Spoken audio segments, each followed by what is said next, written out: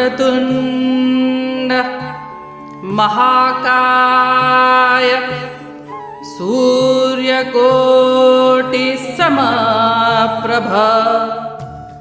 निर्विघ्नं कुरु मे देव सर्वकार्येषु सर्वदा।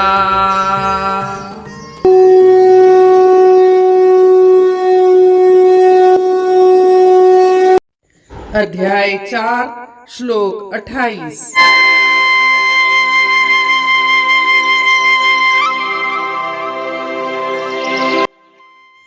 द्रव्य यज्ञास तपो यज्ञा योग यज्ञास तथा परे स्वाध्याय ज्ञान यज्ञाश्च यतयः संशित व्रतः।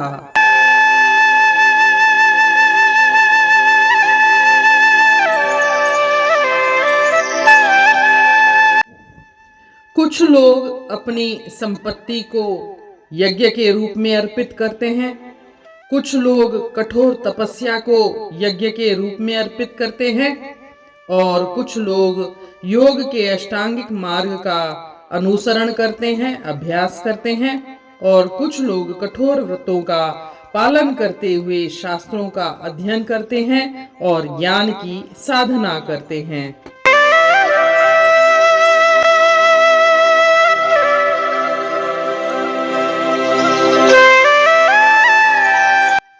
जैसा कि हम जानते हैं, श्री कृष्ण भगवान विभिन्न प्रकार के यज्ञों के बारे में बता रहे हैं।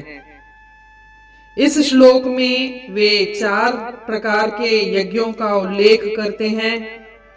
पहला है द्रव्य यज्ञ, दूसरा है तपो यज्ञ, तीसरा है योग यज्ञ और चौथा है ज्ञान यज्ञ।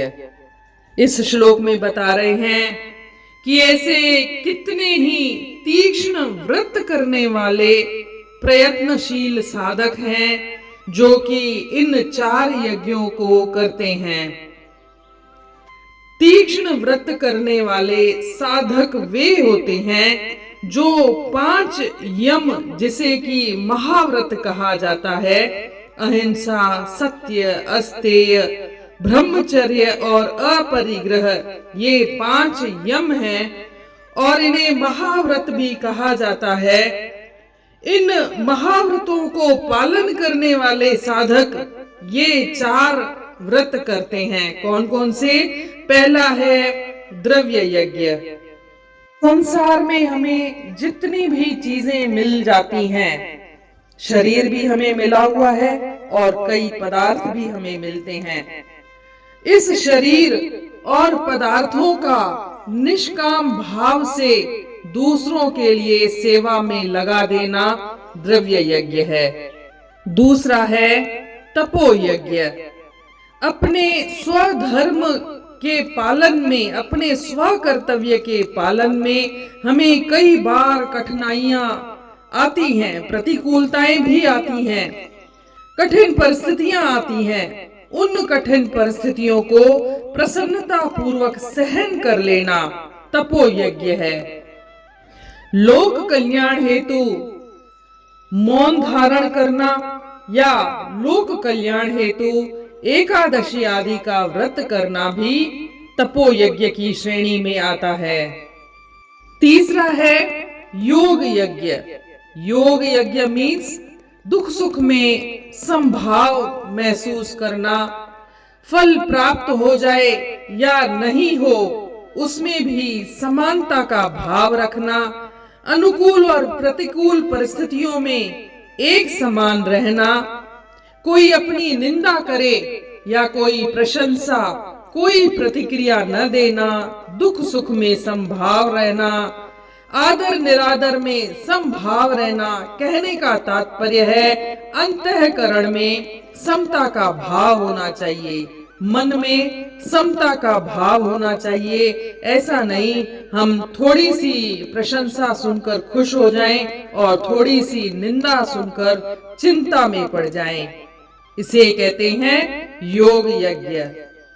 योग यज्ञ में हमारे मन में हलचल नहीं होनी चाहिए, उथल पुथल नहीं होनी चाहिए। हमें राग, द्वेष, हर्ष, शोक, सुख, दुख में समान रहना है और इस तरह समता का भाव ही योग यज्ञ कहलाता है। चौथे किस्म का जो यज्ञ है वो है स्वाध्याय यज्ञ। इसका मतलब है दूसरों के हित के लिए, लोक कल्याण हेतु ज्ञान की वृद्धि करना। जैसे लोक कल्याण हेतु गीता का पाठ करना, रामायण, भागवत इत्यादि का पाठ करना, वेद, उपनिषद इत्यादि का पाठ करना, पढ़ना, पढ़ाना, सब ये लोक कल्याण के हेतु होने चाहिए। इसी को ही कहते हैं ज्ञान यज्ञ।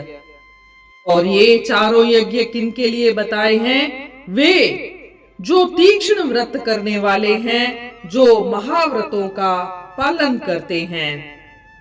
हमने अपने जीवन में भी कई बार देखा है कि कई लोग गीता, भागवत इत्यादि का पाठ कार्तिक मास में करवाते हैं या किसी अपनी मनोकामना पूर्ति के अवसर पर भी यह लोक कल्याण हेतु रामायण, गीता इत्यादि का पाठ करवाते हैं, तो यह ज्ञान यज्ञ ही है।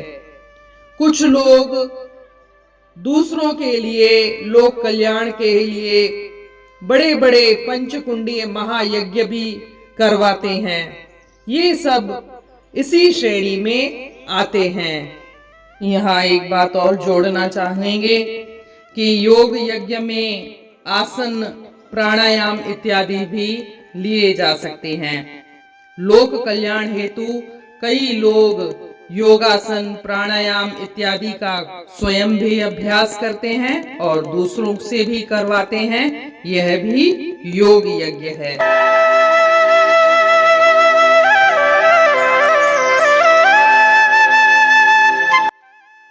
Means some offer their wealth as a sacrifice, while others offer severe austerities as a sacrifice.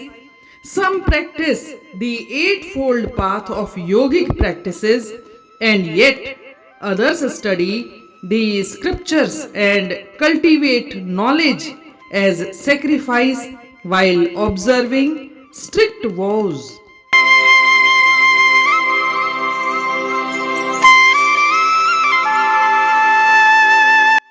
As we know, Lord Krishna is describing about different kinds of yajna. First one is Dravya yajna, second one is Tapo yajna, third one is Yoga yajna, and fourth one is Jnana yajna. He says that the people, the yogis who follow Sanshita Vrataha, Sanshita Vrataha means who follow 5 yamas. 5 yamas are there. First one is non-violence, second one is truth, third one is renunciation, fourth one is asteya, and fifth one is brahmacharya. These are also known as Mahavrata. The yogis who follow these Mahavrata can perform 4 kinds of yajna. First one is Dravya yajna. It means whatever God has given us like body and other materials, these materials and body should be served for the sake of public welfare with Nishkam Bhav. For example, constructions of wells for public welfare, tanks, temples, etc., and offering of charity in the form of food, water, clothes, medicines, and books, etc. And this should be done without any selfish motive. Second one is Tapo yajna.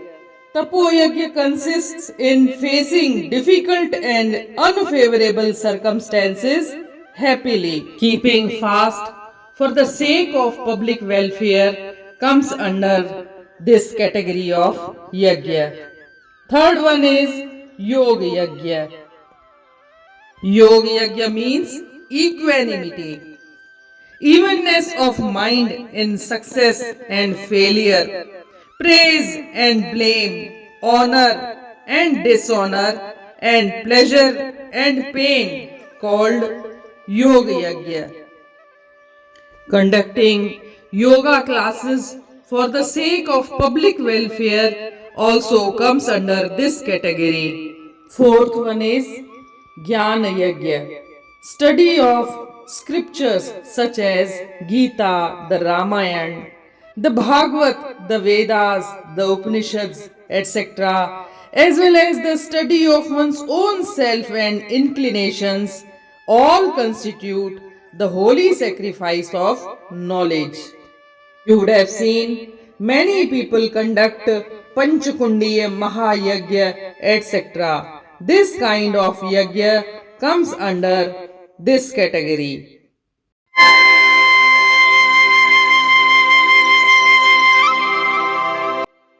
जीअं त पाण खे ॼाण आहे श्री कृष्ण भगवान हिननि श्लोकनि में जुदा जुदा नमूननि जे यज्ञनि जे बारे में ॿुधाइनि पिया। हिन श्लोक में चवनि था त चइनि ॿिया क़िस्म जा यज्ञ आहिनि, 4 ॿिया क़िस्म जा बि यज्ञ आहिनि। हिकिड़ो आहे द्रव्य यज्ञ, ॿियो आहे तपो यज्ञ, टियों आहे योग यज्ञ ऐं चौथों आहे ज्ञान यज्ञ। जेके कठोर व्रत जो पालन कंदा आहिनि, कठोर व्रत जो पालन करण वारा केर, जेके 5 महाव्रत थींदा आहिनि, 5 यम थींदा आहिनि, उन्हनि खे महाव्रत बि चइबो आहे। जेके उन 5 यमनि जो पालन कंदा आहिनि उहे इहे 4 यज्ञ कंदा आहिनि। 5 यम कहिड़ा आहिनि? पहिरियों आहे अहिंसा, सत्य, अस्तेय, अपरिग्रह ऐं ब्रह्मचर्य। जेके इन्हनि 5 महाव्रतनि जो पालन कंदा आहिनि उहे 4 क़िस्म जा यज्ञ कंदा आहिनि। पहिरियों आहे द्रव्य यज्ञ। द्रव्य यज्ञ जो माना आहे पंहिंजो भगवान द्वारा ॾिनल असांखे शरीर ऐं जेके बि पदार्थ आहिनि उहे मानव कल्याण लाइ लॻाए छॾण, बिना कंहिं स्वार्थ भावना जे निष्काम भाव सां लोक कल्याण लाइ पंहिंजे शरीर सां सेवाऊं ॾियण ऐं ॿिए जेके बि पदार्थ आहिनि उन्हनि खे मानव कल्याण में लॻाए छॾण। जीअं के माण्हू हूंदा आहिनि उहे लोक कल्याण लाइ खूह खोटाईंदा आहिनि, पाणीअ जूं शेवाऊं ॾींदा आहिनि, त के मंदर ठाराईंदा आहिनि, त के किताब विरहाईंदा आहिनि, वग़ैरह वग़ैरह। त इहे सभु कम द्रव्य यज्ञ में अची था वञनि। ॿियो क़िस्म जो यज्ञ आहे तपो यज्ञ। माना असां वटि कहिड़ियूं बि परिस्थितियूं अचनि, को बि कमु कंदे वक़्तु असां वटि कॾहिं त ॾुखियाई बची थी सघे, का कठिनाई बची थी सघे, त का सवलाई बची थी सघे। उन्हनि ॾुखियाईनि में, उन्हनि कठिनाइनि खे, उन्हनि प्रतिकूल परिस्थितियुनि खे प्रसन्नता पूर्वक सहन करण, उन्हनि खे ईअं अवघड़ या ॾुखियाईअ जे रूप में न ॾिसण त असांजे लाइ हीअ ॾुखियाई आई आहे, हाणे ही कमु कीअं कयूं, हाणे छॾियूं या कयूं, ईअं न सोचण। असांखे कहिड़ी बि परिस्थितियूं अची वञनि, ॾुखियायूं अची वञनि, उन्हनि खे प्रसन्नता पूर्वक ख़ुशीअ ख़ुशीअ सहन करण तपो यज्ञ आहे। टे क़िस्म जो यज्ञ आहे योग यज्ञ। योग यज्ञ में माना जेको दुख सुख में संभाव आहे, मन जी समता जो भाव आहे, के सफलता असफलता मिले उनमें समता जो भाव रखी करे कम करण। हाणे लोक कल्याण में तपो यज्ञ, योग यज्ञ खे कीअं था लॻाए सघूं? असां लोक कल्याण में योग यज्ञ खे जुदा जुदा क़िस्म जूं पाण योगा क्लासिस आहिनि, प्राणायाम क्लासिस आहिनि, ध्यान लॻाराए करे बिना कंहिं स्वार्थ भावना जे लॻाइण योग यज्ञ में ईंदो आहे। ऐं चौथों आहे ज्ञान यज्ञ।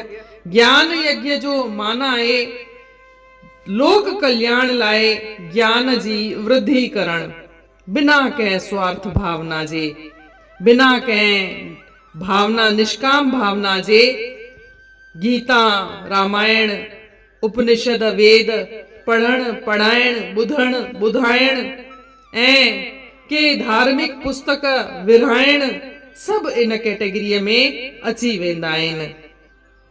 इन तरीक़े सां इहे 4 यज्ञ हिन श्लोक में श्री कृष्ण भगवान ॿुधाया आहिनि। इन रीत अध्याय 4 जे श्लोक 28 जो अर्थ पूर्ण थियो। सुभाणे ॾिसंदासीं श्लोक 29। तेसी ताईं जय श्री कृष्ण।